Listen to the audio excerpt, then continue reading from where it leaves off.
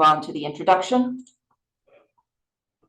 So as we discussed, the main goals is that you learn how to load MATLAB and site install MATLAB packages, how to create a MATLAB environment for yourself.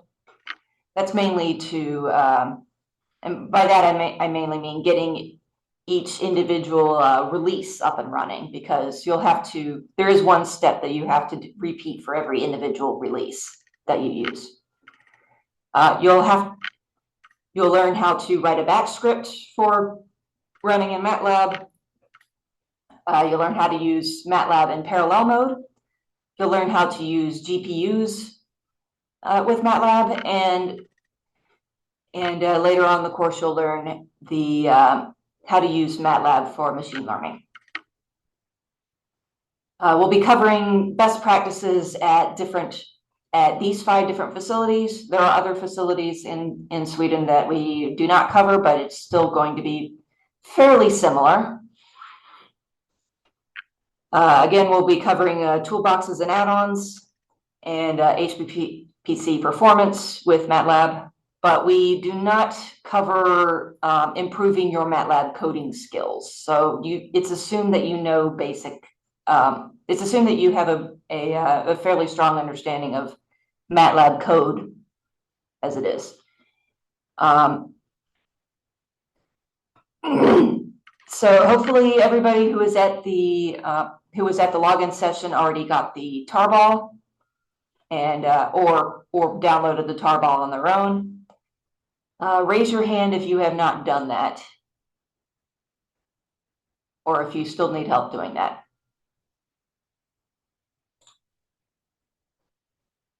Okay. So if you have not done that already, if you're logged into the system that you want to use, one thing that you can do is just type the letters. Well, here I'll type it out in I'll type it out in the buffer here so that you can see it.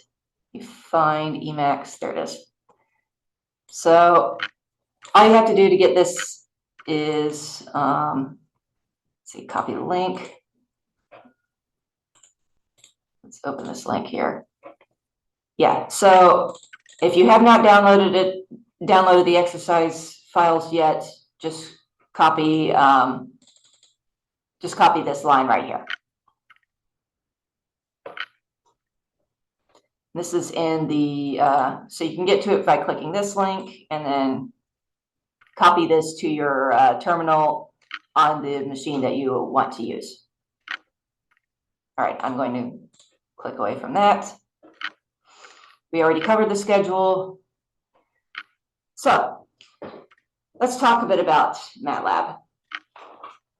Hopefully this is a review for a lot of you, but if you're attending to see how MATLAB works on different HPC centers to see whether or not you want to use it, this is for you.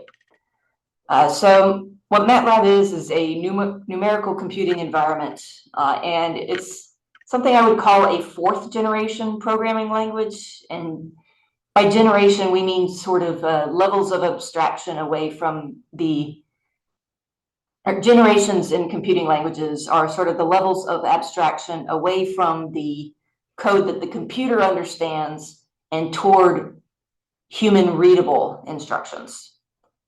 And and to the extent to which the computer sort of does things for you with GUIs and things like that, instead of making you write code that is in the language that the computer itself will understand.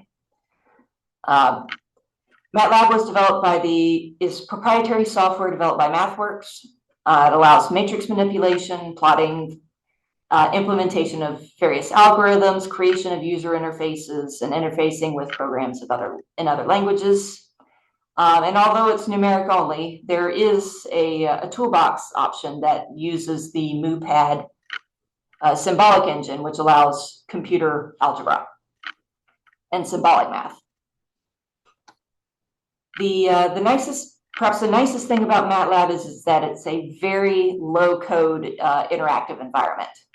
So there's a lot of common data import methods, analysis techniques, plotting formats, and even some AI machine learning techniques that can be run from menus and GUIs instead of having to type out the code, and it will actually generate the code required to reproduce those results automatically. And you can, and you'll be able to, and you would be able to click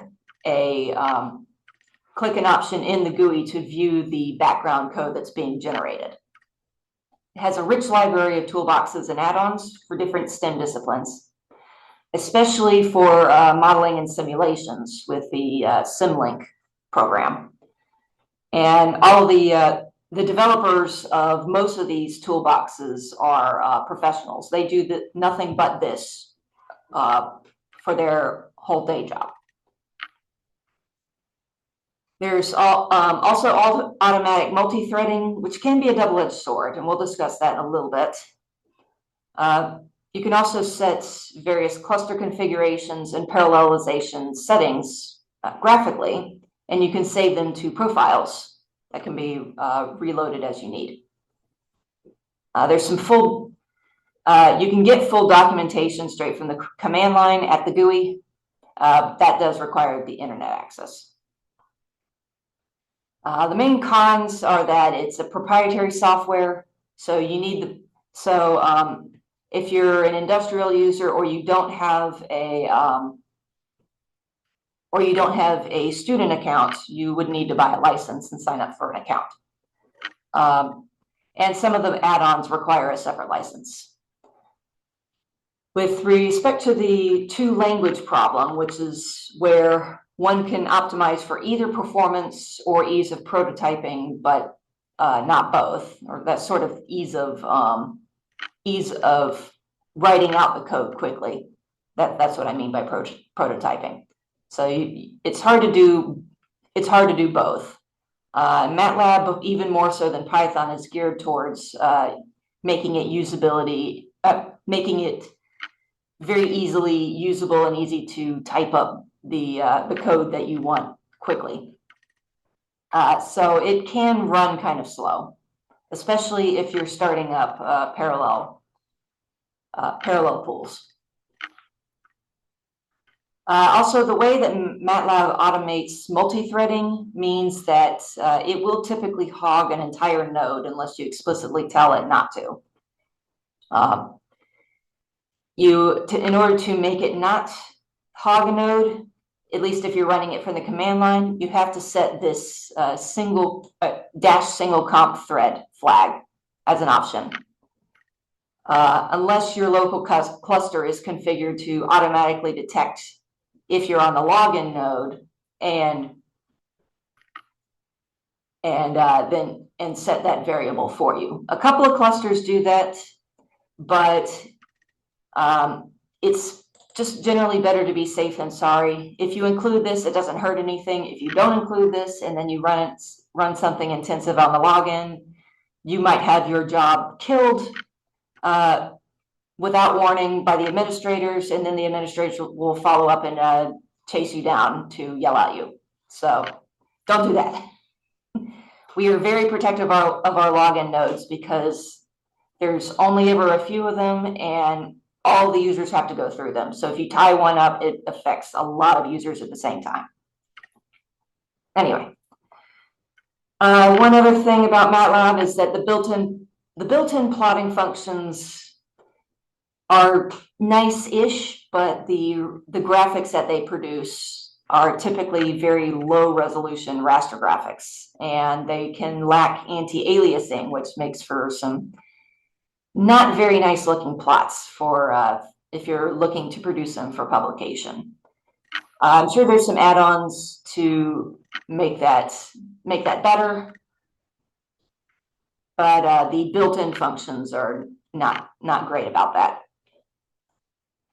So anyway, each individual center that's featured here, and also many of the other centers that are not covered here, also have their own documentation, sometimes spread over multiple pages. So for instance, my institution, LUNARC, has this. So if I expand this out, you can see there's some menus over here, menus over here. This is the menu that's for more general navigation. This is the side that has the table of contents for this page, so you can quickly skip to things like getting started. So, oh, I need to update this for the versions that are available, because we've since this was last updated, we've added the 2024B release of Matlab to LUNARC. Here's the page for UPPMAX, similar format, and also some more links that you can follow for how to. And this actually takes you to the Matlab. This actually takes you to the Matlab documentation, the official versions. So Matlab has a very extensive documentation section. There's lots of stuff you can look through and get help on, and usually they come with these little tutorials so you can run and see how they work for you. Anyway, if you want to improve your Matlab coding skills, we do have a little bit of extra material, but mainly we have links to other courses, like since I have the time. If you have a MathWorks account that's less than 2 years old, and you're signed up with the university, you can use your university email account to access MathWorks and the free MATLAB self-paced online training courses. I took all of them. They're very easy to get through and understand. There's also Matlab Mondays with Matlab, and that's a lecture series that's offered every September. And that's sort of a geared toward introducing people to Matlab, to the parallel computing toolbox, and to the AI and machine learning toolboxes.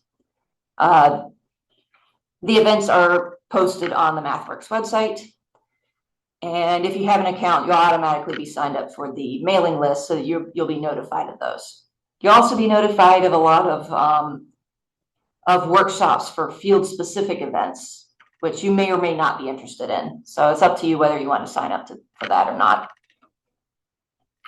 Or, well, it's up to you whether or not you sign up for a MathWorks account in general. But at most of the institutions that are actually at all the institutions that are featured here, if you have a affiliated email address, so that's a university email address ending in like a .se, that will give you access to these. You have a free words. You have access to the university license for free, and that gives you access to the MathWorks account for free if you choose to create one. Most of the facilities here do not require you to create your own account.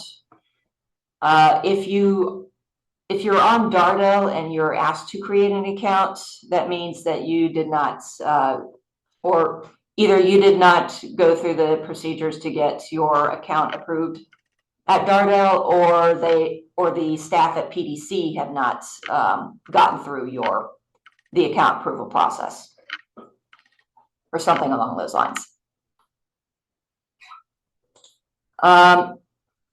So there's other materials here on these extra reading sections here in the documentation. I will not go through a whole lot of these. Well, I won't go through any of them right now. Anyway, so key points.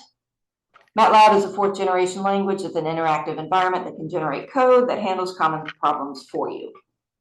So that's really nice. And parallelization is easy with the GUI, but just be careful to set the single comp thread when starting at the command line. so that you don't end up hogging a node by accident. Or you could have to, or use like a slloc command to book time on a backend. That will be shown later.